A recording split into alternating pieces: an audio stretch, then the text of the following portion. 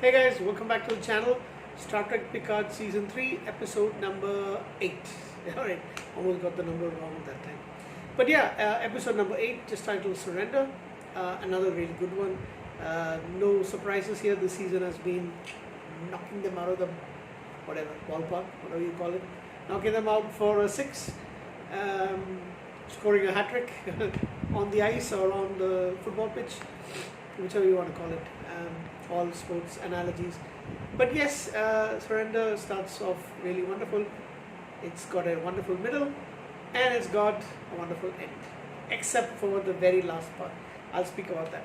Anyhow, we see Riker and Troi talking about their relationship, talking about the fact that they had gone to Nepenthe and for their son Thaddeus, and after he died, they still continue to live there, but I think each of them did not realize that the other hated the place.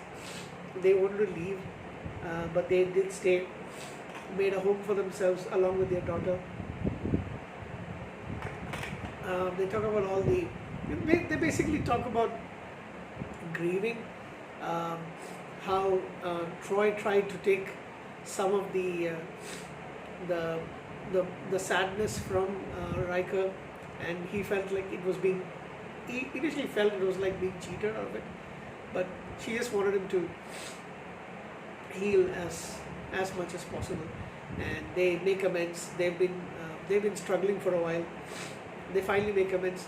Funny enough, it takes them being locked up on an alien vessel for them to actually do that, and then they're rescued by Worf.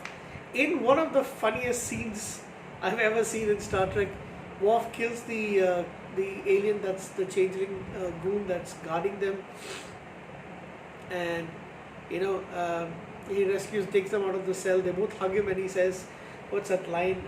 I actually put it on my Facebook page.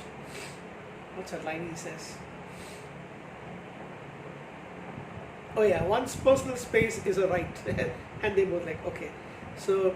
Yeah, and then he talks to Deanna about the fact that he is now a pacifist, how time has changed for him, all that stuff, and kind of like inappropriate sharing of emotion at that particular point.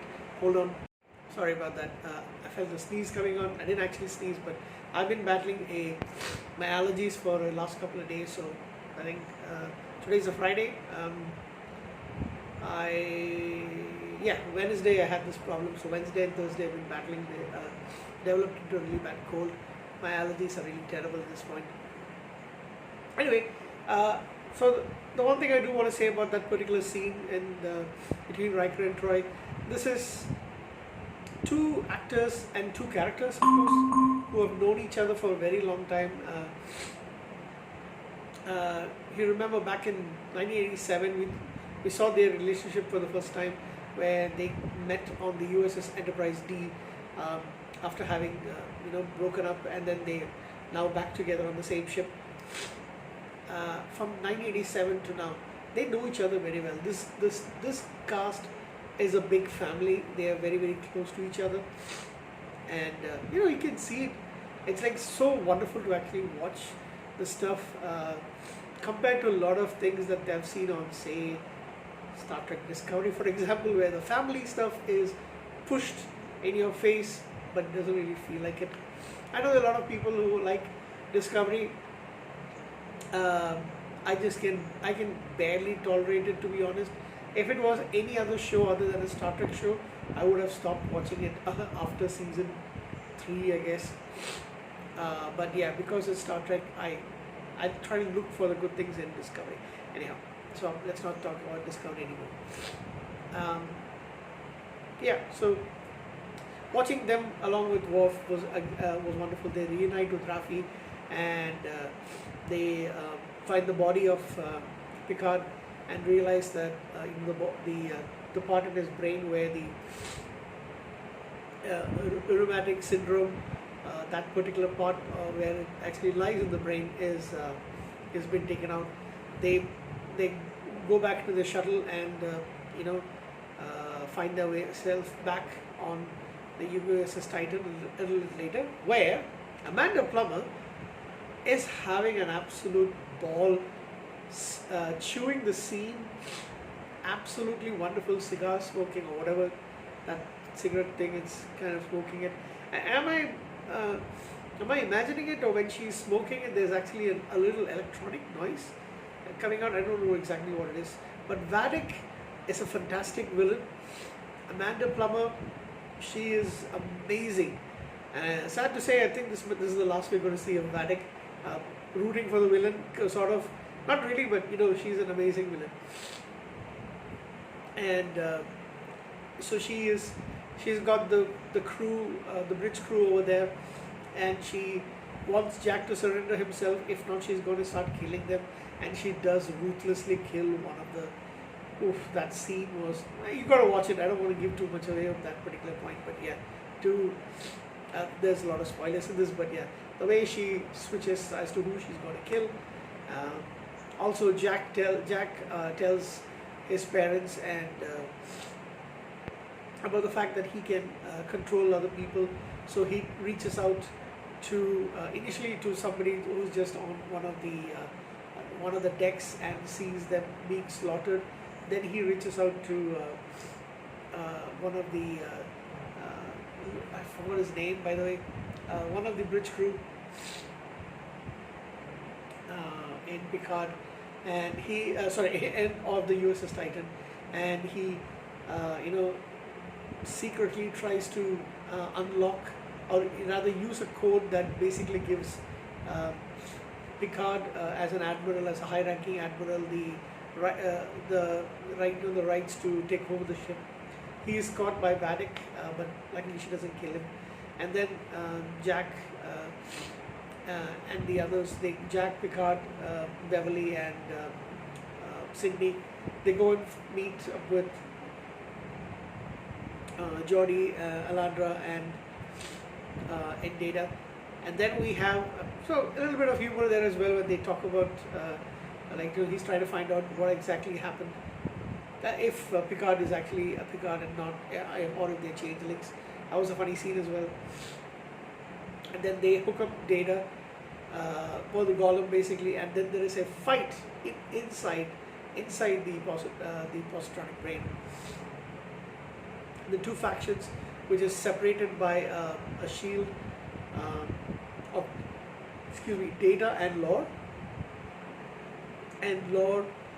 And you can see Brett Spiner's amazing acting ability, in which he's in this realm, he and Lore are facing off against each other. We're not really fighting, but they're trying to.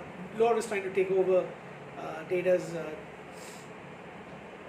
Trying to take over the Golem and erase Data completely, and the way that they're doing it, that by Data showing all his memories, which Lore finds. Lore says he finds trivial, but the reason that he doesn't actually find it so is because it means immensely to Data. Those particular things like Sherlock Holmes' cap, Sherlock Holmes' pipe that he used to use on the holodeck, the hologram of Tasha Yar. So wonderful to actually see that. I actually thought we might get to see Denise Crosby as Sela in this particular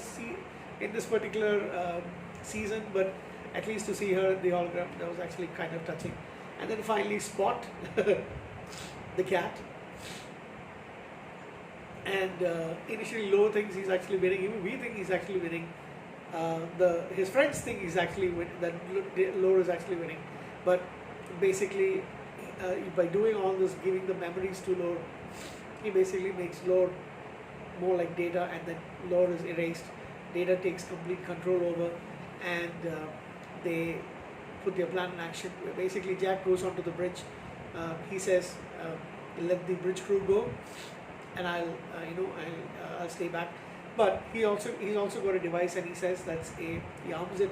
He says it'll explode. It'll not only kill him, but it'll kill them as well. So they're on the defensive. Actually, it turns out to be a shield, and he activates it and then gives a signal to Picard for them to open up the. What is that basically? He opens up the bridge portion.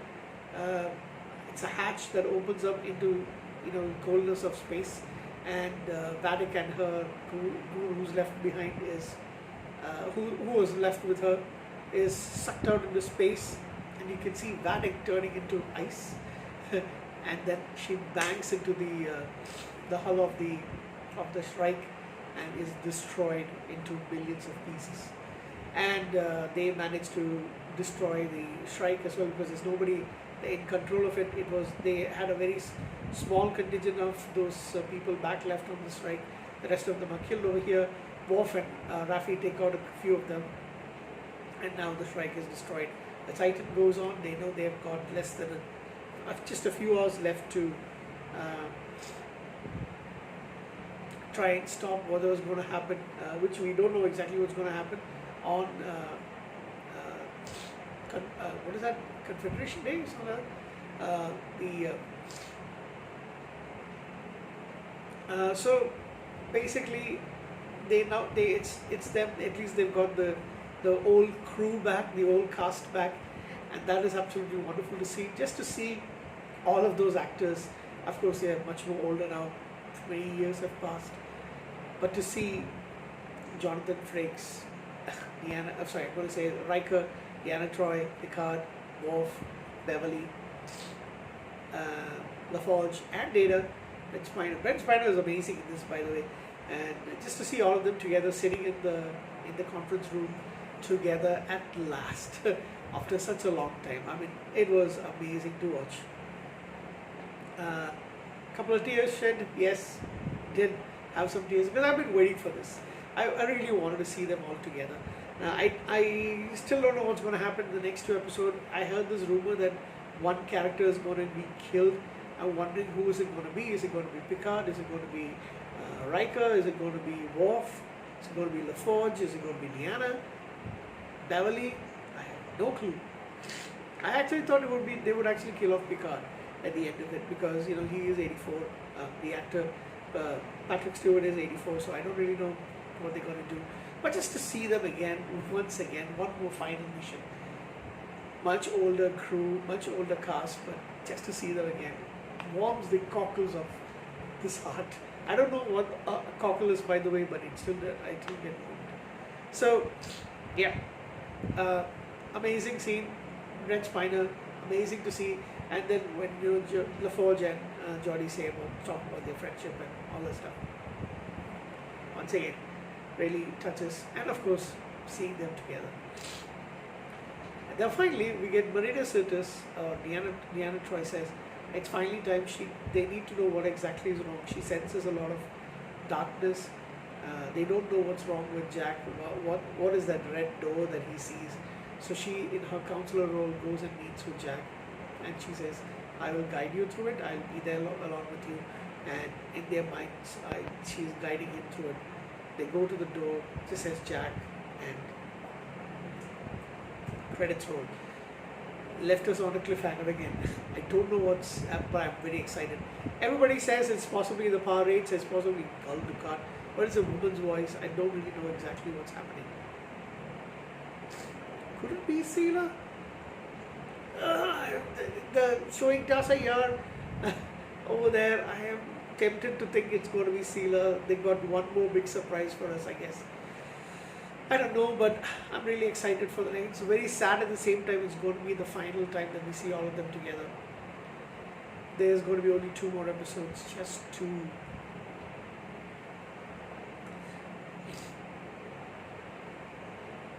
What can you say? Anyway, I give this episode an 8.5, closer to a 9. I think I'm going to give it a 9 out of 10. 9 out of 10, especially because of the acting, especially Amanda Plummer and Brent Spiner in this, Riker and Troi as well, with Jonathan Frakes and Marina Sirtis as well. So, was missing Marina quite a lot, but yeah, finally.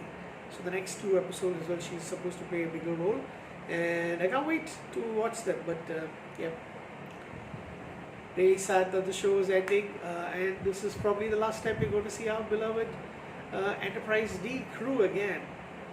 Take care, guys. Have a good night.